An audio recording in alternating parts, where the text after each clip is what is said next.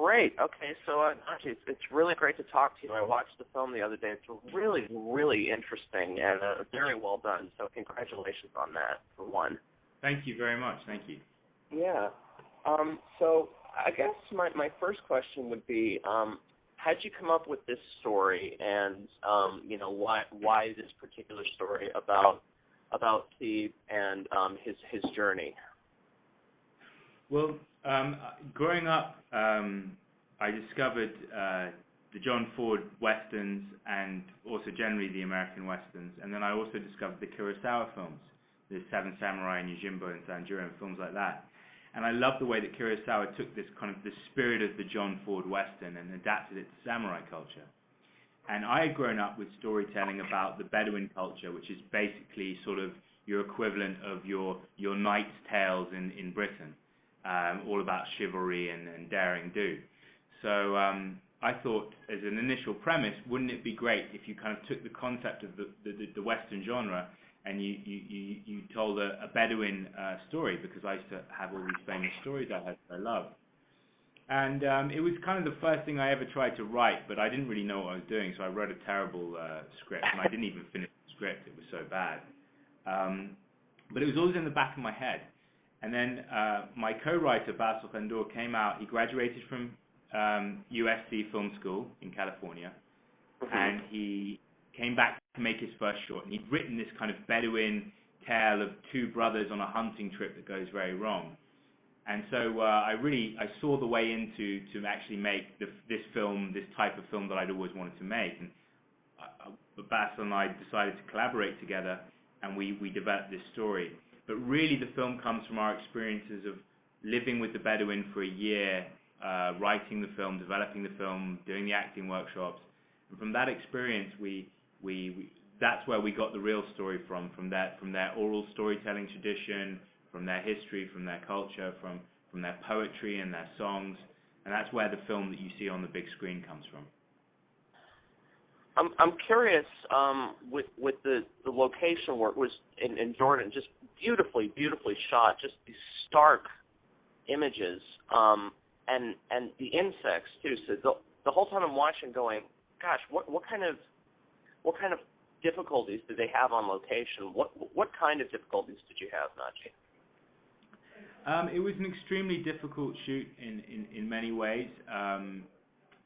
So insect-wise, you're generally okay in Wadi Rum, but the first location we shot in Wadi Araba was in the military zone next to the border with Israel. And what that means is that no tourists or citizens are allowed to enter that area. So it's actually it's almost like a nature reserve because it's untouched.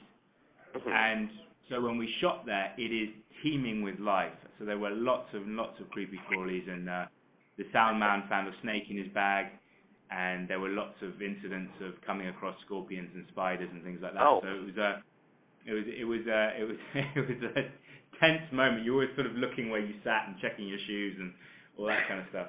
But logistically, it was very difficult. Obviously, we're shooting in remote areas with no cell phone reception. We're always getting stuck in the sand. There were sandstorms, which caused us a lot of problems, and we had to shut down several times due to that. There was also a flash flood. It's very dangerous in the desert areas, especially in Wadi Rum with these mountainous peaks. When it rains, without even blinking, suddenly you can find yourself in a flash flood. And we actually, when we were shooting, if you remember the well scenes inside the well. Yes, I do. That's actually a real location, which is actually a natural water collection point which the Bedouin used to water their camels, and that's in a very narrow seek. And actually, one of the Bedouin warned us that it was going to rain, and we'd come to respect the Bedouin, and if he said it was going to rain, then we knew it was going to rain. So we all ran out of we grabbed our kit and ran out of the seek, which is actually very long. It's about 300 meters. And it was raining. It started raining as we were leaving, and then literally as we kind of had everyone in the cars, this flash flood hit, and it destroyed the set. And wow. Yeah, so it was a very, very dangerous kind of environment for that. But we were lucky because we made the film with the Bedouin, and the Bedouin sort of understand that environment, they live in symbiosis with it for centuries, and they understood it, and so all we had to do was listen to them. And I learnt those lessons hard at the beginning of my stay with them, because I started getting overconfident, and I once got very lost and stuck, and I almost got myself in very serious trouble. And they saved me. They tracked me and found me, and they saved my life. So wow. From then on, we listened to everything they said. Good move. Yeah. I'm curious. When did you realize that you wanted to make films? What was your experience like growing up and experiencing other films?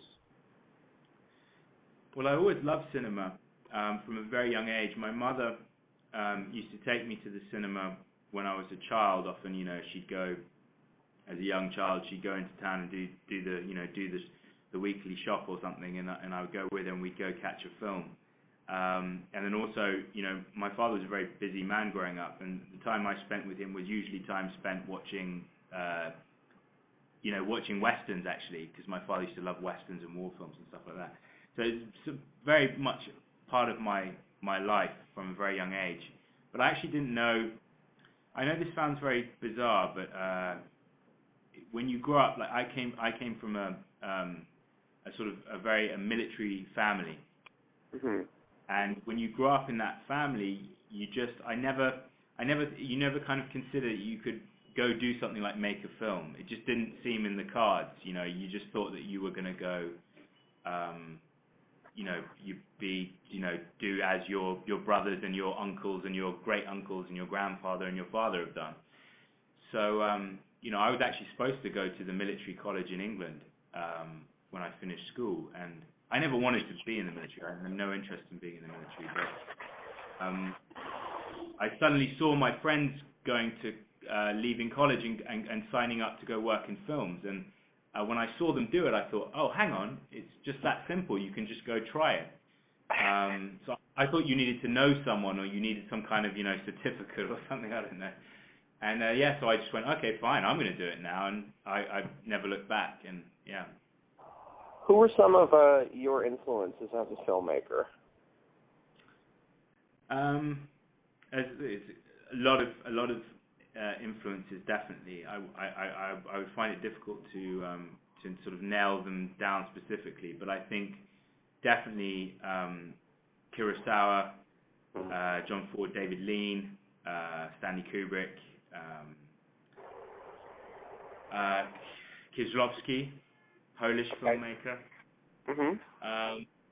Just all those guys, Sam Peckinpah, all those guys. When you were casting, how did you find Jasir? I mean, he's really an amazing young man in this film. How did you find him? He's that strange twist of fate luck story where I started living with this specific tribe. We picked the tribe that was the last tribe we could find that had been settled. So a lot of the men were nomads as they were growing up into their early adulthood. Jasser is actually the only one that was in the film that was born in the village. All the other men were actually born as nomads, and then they settled at some point during their life. And we chose them for that reason, because they still had a lot of the knowledge of that nomadic lifestyle. And so I was about 3 or 4 months in, and we wanted to raise money, because we couldn't get funds for the film from any of the usual sources, any of the film sources. So we decided that we were going to kind of do it guerrilla, find private investment, that kind of thing. So we needed a mood board or a trailer to sell the film. And we talked to our Bedouin sort of producer, Eid Swahili, and we said, can you just get us a 12-year-old boy to play this role of Theeb in this little short we're shooting, so that we can sell the film? And he's a wonderful man, but he's also, he's guilty of being lazy sometimes, and he just sent his son. He couldn't be bothered, basically. And I'd known Jasser for a while, because we'd first lived with Eid when we first moved in.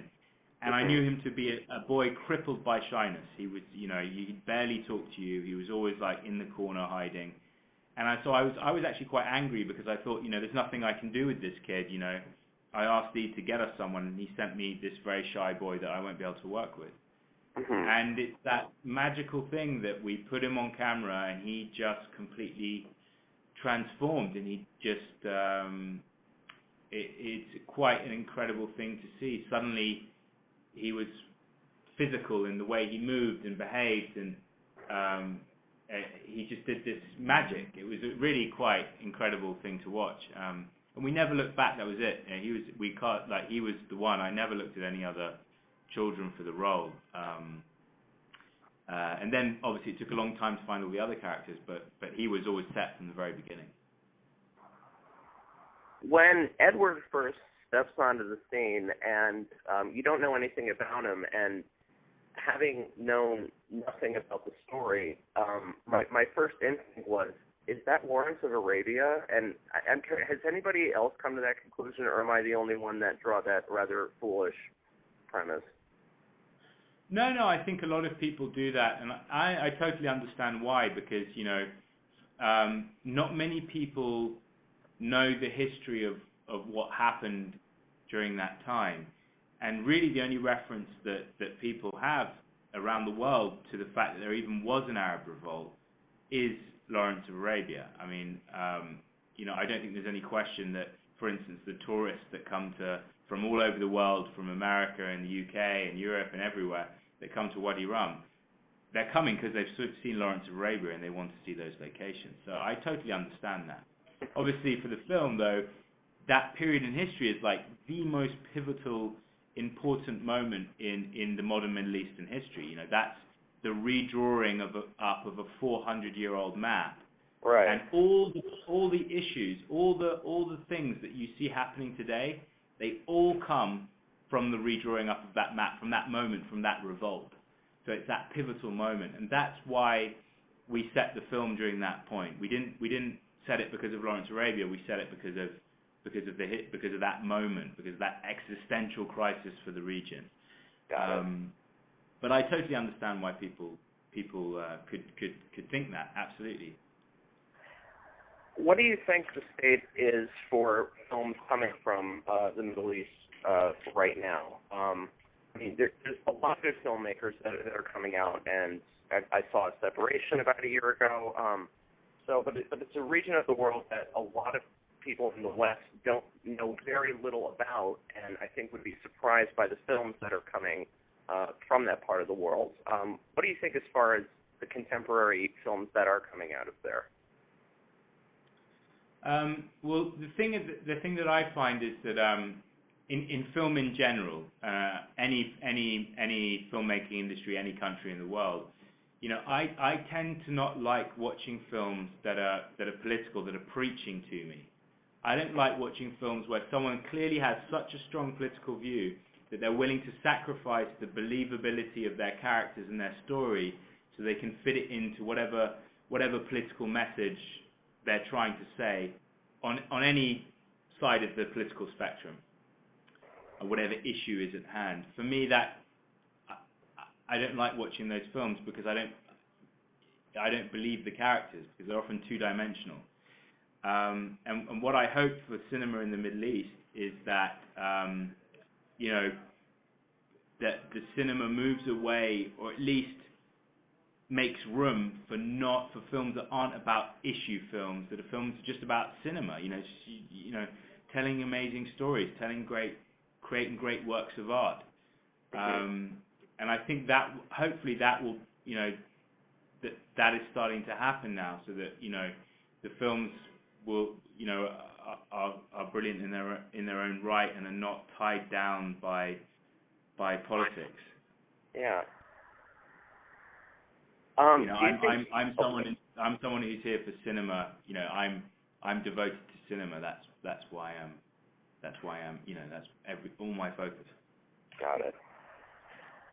When you and Basil were working on the script, was there any was that always the way it was going to? And obviously, I'm not going to reveal this in the article, but with him shooting The Stranger, was that always the way that it was supposed to end?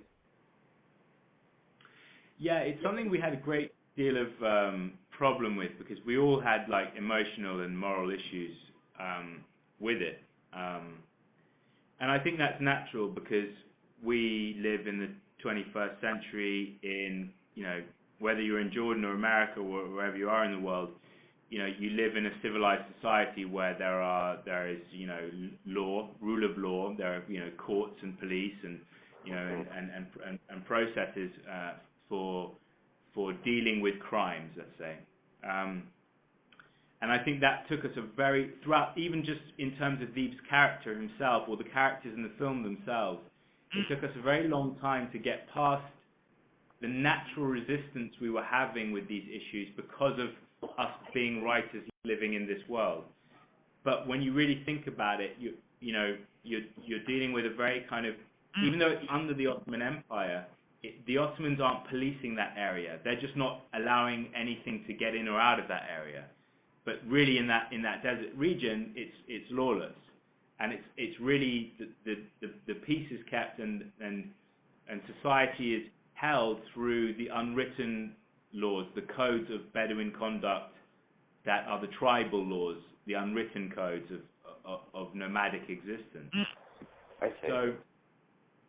So by that situation,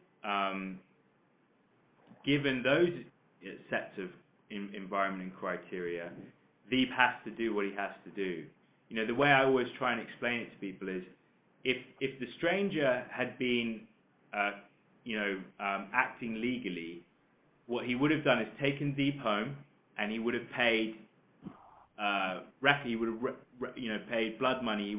He would have sought forgiveness from the tribe and paid blood money to the tribe for his crimes. And made the peace, and they would have done that with a neutral tribal judge. That way, nothing would have happened.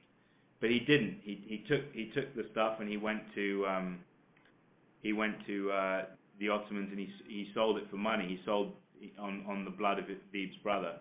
And at that point, Theeb, under tribal law, has got to act. And that's a very tough thing, and the Bedouin feel very conflicted about it as well. And that's kind of what I wanted to do. I wanted to put you in a very difficult situation. For me, the most important part of that scene is the look on Theeb's face just after it happens.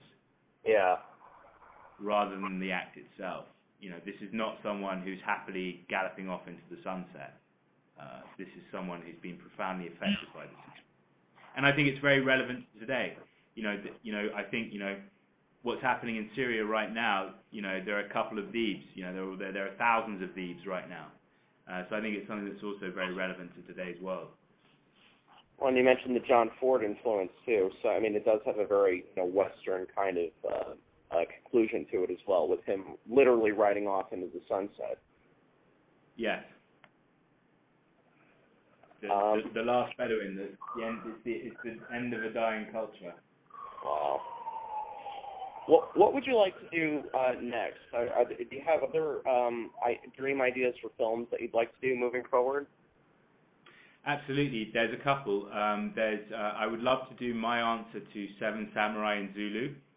A sort of, that's in the, let's say, I'm not talking about remakes. I'm talking about a film in the spirit of those films. It's actually set in about 10 years later, after Theeb, in the 1920s. And I'm currently working on, I've pretty much finished all the research for that film. And so I'm going to begin writing it as soon as, I've, finished my obligations on Theeb. I'm going to begin developing that project. And I also have some projects in the West, that I'm currently working on. Those are a little more difficult for me to talk about, but I'm very excited about them. And I go where the story takes me. Got it. Cool. Naji, that's pretty much all the questions I had. Do you have anything else you'd care to add about yourself or the film or your hopes for it moving forward? No, I'm just really excited to see how the American audience receives the film. I've been to some Q&As in New York, and those have gone really well. So very, very excited about it, and hopefully the Washington audience likes the film. Wonderful. Well, I'm really glad. It's the 27th of November, right, in Washington? Yes, that's correct. So and a couple weeks. Yeah. Looking forward to it. Great. Well, thank you so much for your time today. I really appreciate you taking the time, and thanks for. I'm glad I got to see it and glad to talk to you. It's a really, really special film, Naji. Thank you very much, sir, and thanks for your time as well. My pleasure. All right, have a good day, and good luck with the film moving forward. Thank you. Take care. All right, take Bye. care.